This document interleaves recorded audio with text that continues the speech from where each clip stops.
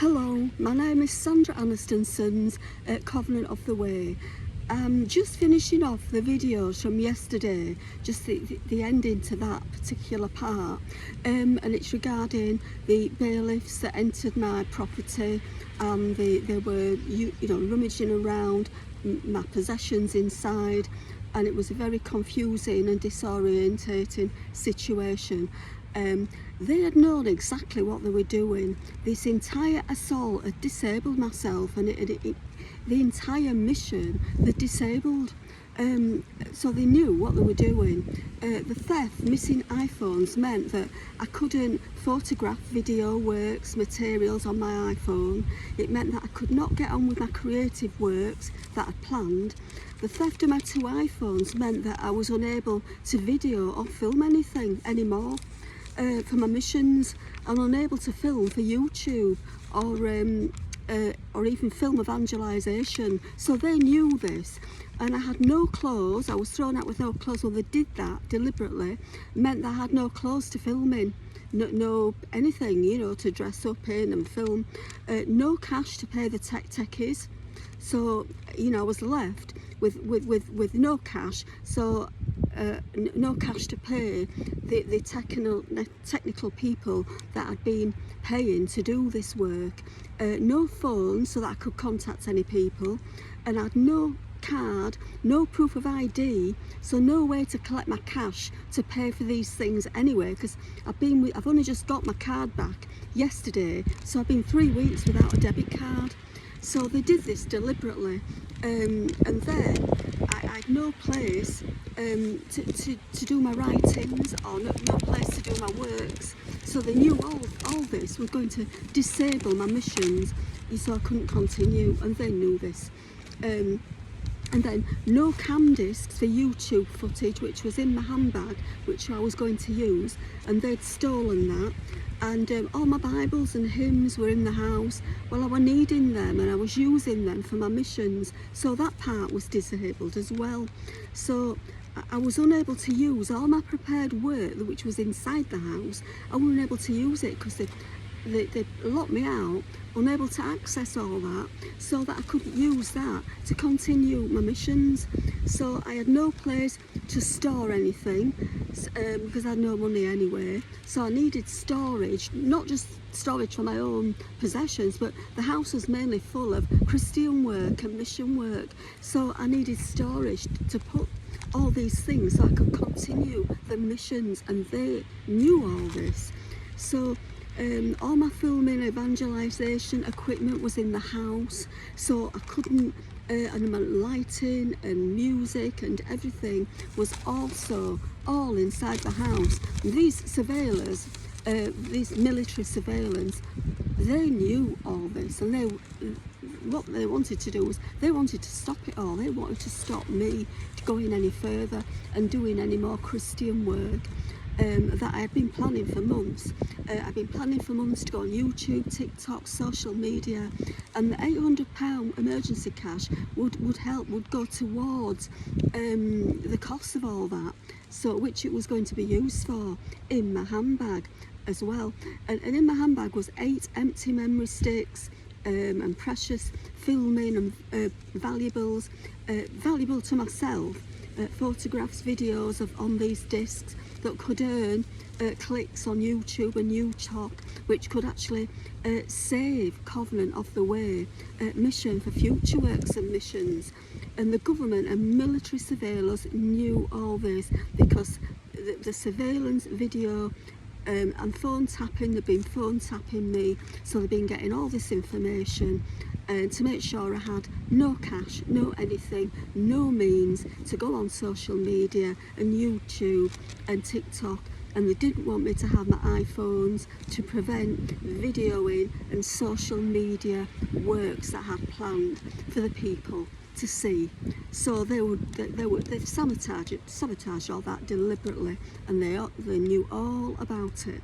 And they were also photo filming additionally to go with my cam disc and YouTube. There were all this that the government, Starmer, and the military surveillance didn't want me to have any of that footage or anything. And I thought back to things while they were in the house rummaging. They were disorientated me, confusing, so confusing. I thought back to what I did before I went outside into the back garden, and I tried to, first of all, like recall my steps. And first of all, before I decided to go into the back garden, I'd gone into the private storeroom at the back part of the living room, partitioned off. And it was a place where I've stored many copyrights, writings, photographs, arts, tech things. I've been quickly rushing through all these many bags, pulling things out that I wanted to take with me. And I had also spent hours upstairs, also during the night upstairs, sorting out and pulling things out of there that I needed, that I would try to take with me, and I putting them aside. And I thought back, retracing all my steps, exactly the point that my bag was missing. And I suddenly remembered one of the times I'd run into the living room from the store space to put something of value into my handbag, as I had done during the night, running back and forward. Quite a number of times I've done that, and I put things into it, and as I found them, finding things, I'm running back to put them into my handbag. And it was then I thought back, and as I ran back next to the pillow to put something where the handbag was, it wasn't on the bed or next to the pillow any longer. That was one of the times I'd run from the reception storeroom, and I couldn't find it, and I shuffled quickly, panicking, to look through the bags that were also on the bed, and I knew that I'd left my bag on there at the top of the bed in a carrier, but it had gone. And I remember thinking, where's my handbag? It's not there.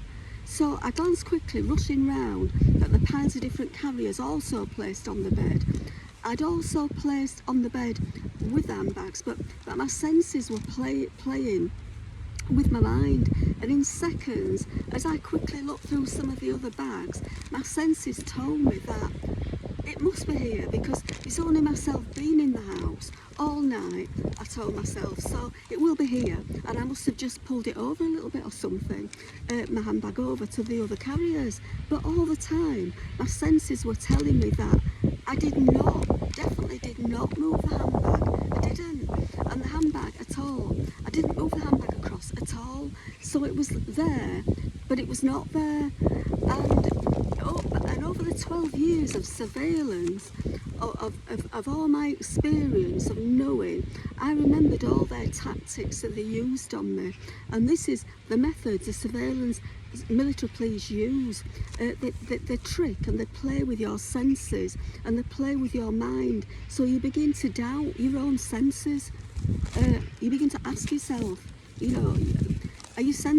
are my senses right or not? And I knew my bag was definitely there on my bed, being the only person in the house all night under lock and key. I thought, well, it will be there. But I was rushing quickly to get the other stuff out.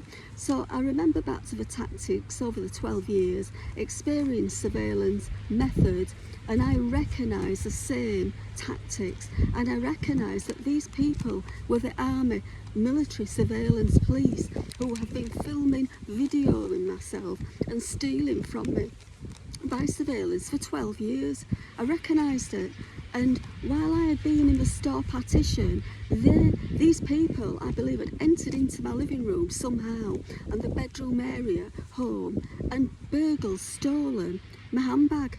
And it had gone and taken, it had been taken at some point, and they'd been, I believe they may have even been outside all night watching me and filming me and surveilling me.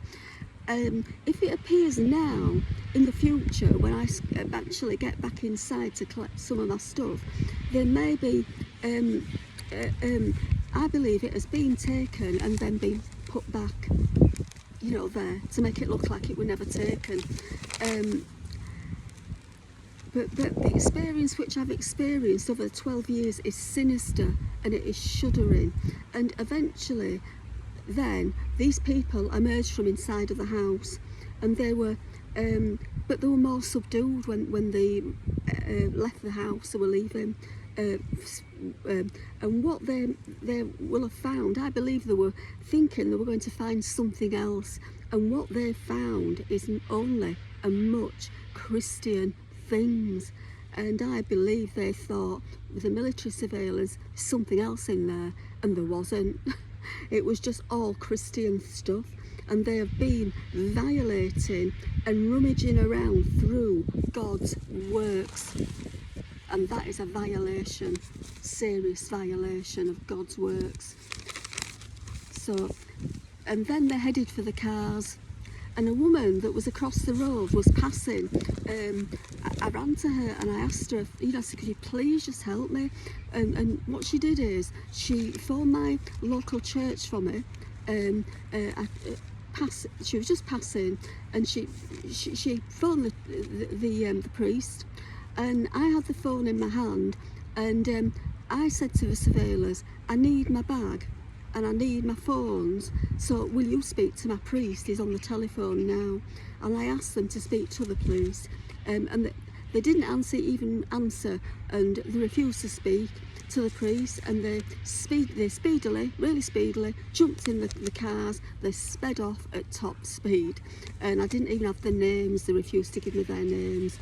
An operation all based on lies, because it's a machine. It deals with military torture, and it left an extremely bad feel. That was something extremely, really bad. I could feel it, that were being operated.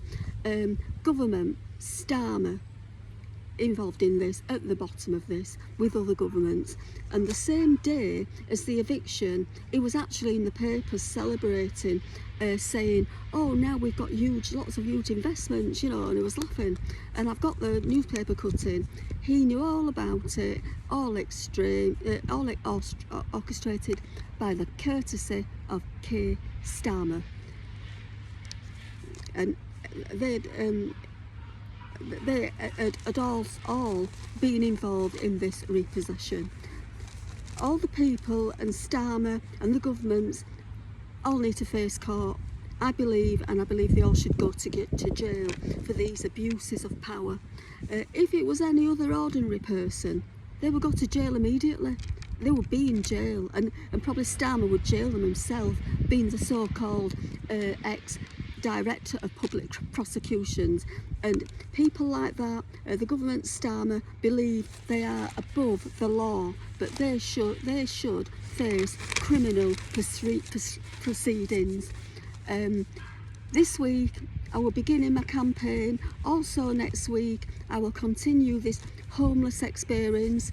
I will let you know what the bailiff company had told me, and all they've said.